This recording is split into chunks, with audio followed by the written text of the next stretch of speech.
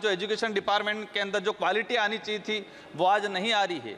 आज हम सब जब मैं आज एसटी कैटेगरी से आता हूं, यहाँ पर आज समुदाय का प्रमाण पत्र और दूसरा एजुकेशन, अगर एजुकेशन नहीं होता तो मैं आज यहाँ पर नहीं पहुँच पाता। शिक्षण व्यवहार में जो भौतिक स्थिति आदिवासी इलाके की अगर बात करें विशेष करके, तो सबसे पहले भौतिक स्थिति क्या है, वहाँ पर कमरे नहीं है, बिल्डिंग नहीं है, चार दीवारें नहीं है, शिक्षण व्यवस्था, वहाँ पर अध्यापक नहीं है। हम बड़ी बड़ी दावे के साथ कहता हूँ कि देश के आदिवासी इलाके के अंदर जब बारिश होती है तो 70% विद्यालय को खाली कर दिया जाता है क्योंकि वो बिल्डिंग बैठने के लायक नहीं है। आज देश के ये माननीय सदस्य श्री राजकुमार रोत जी। महोदय, आपने शिक्षा विभाग पर महत्वपूर्ण विषय पर बोलने का अवसर प्रदान किया, इसलिए आपको खूब खूब धन्यवाद। देश के अंदर जो शिक्षा के जो हाल हैं, वर्तमान जो परिस्थिति में जिस तरह से देश ग्रोथ कर रहा है, उसके साथ जो एजुकेशन डिपार्टमेंट के अंदर जो क्वालिटी आनी चाहिए थी वो आज नहीं आ रही है।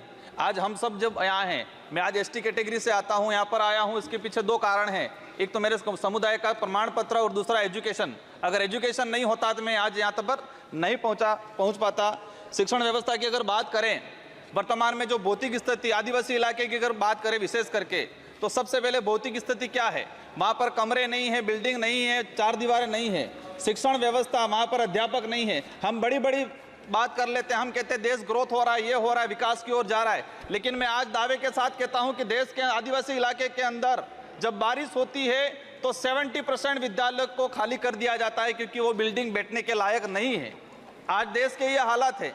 मैं राजस्थान के दक्षिणी इलाके से आता हूँ, संसदीय क्षेत्र बांसवाड़ा से, वहाँ पर 78% आदिवासी बाहुल्य क्षेत्र हैं।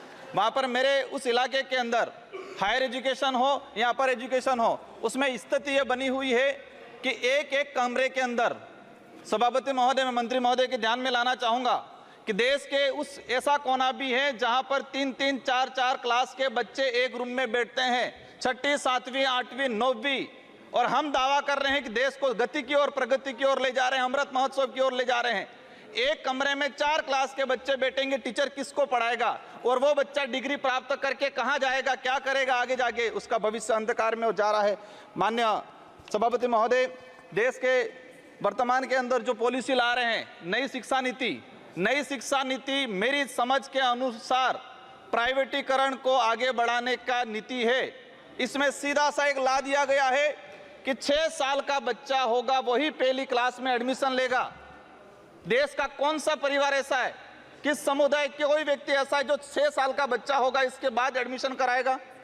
इस स्थिति में आने वाले 10 साल बाद सरकारी संस्थाएं खत्म होने वाली है।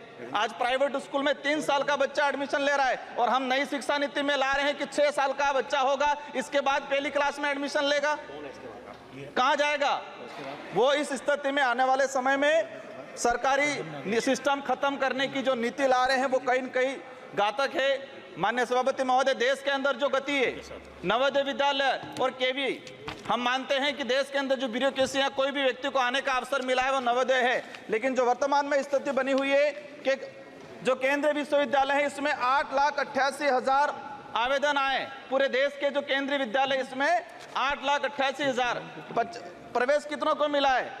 75,703 बच्चों को प्रवेश मिला है। इसका मतलब ये क्लियर हो गया कि 8% बच्चों को ही प्रवेश मिल रहा है। माननीय सभापति महोदय, माननीय अध्यक्ष महोदय, मुझे तब स्टार्ट किया मैंने आपके आने से पहले, अभी आने से पहले ही। अध्यक्ष महोदय, बहुत बहुत धन्यवाद। मैं आग्रह करना चाहूंगा अध्यक्ष महोदय, सबसे पहले आपको इसलिए नहीं बोलने दे रहे कि अध्यक्ष महोदय, मैं आपको हृदय से धन्यवाद देना चाहता हूं। सबसे पहले मैं माननीय